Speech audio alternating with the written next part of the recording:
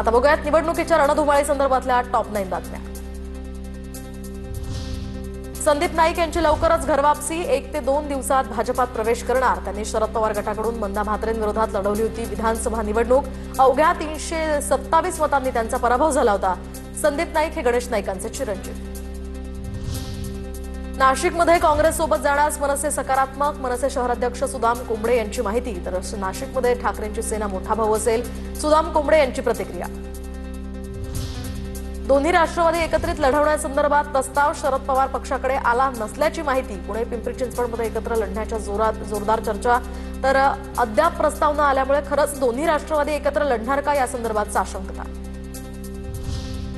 पुण्यामध्ये भाजपच्या 40 माजी नगरसेवकांचा पत्ता कट होणार। प्रभाग रचना आरक्षण आणि अकार्यक्षमतेचा माजी नगरसेवकांना हा फटका।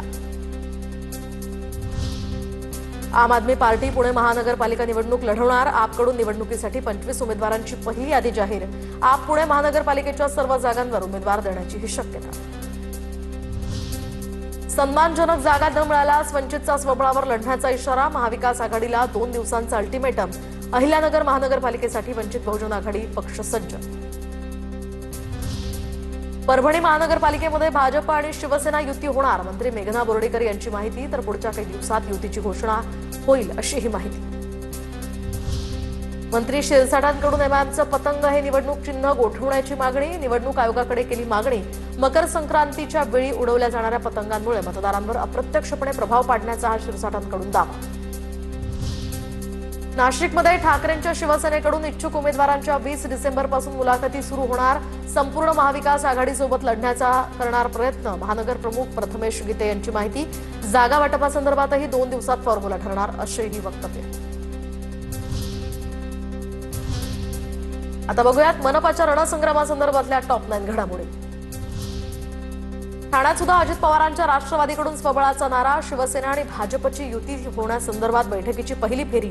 जागा वाटपावर चर्चा। ठाणे महापालिकेमध्ये युतीचा झेंडा फडकवण्यासाठी आम्ही सज्ज असल्याची नरेश म्हस्केंची प्रतिक्रिया।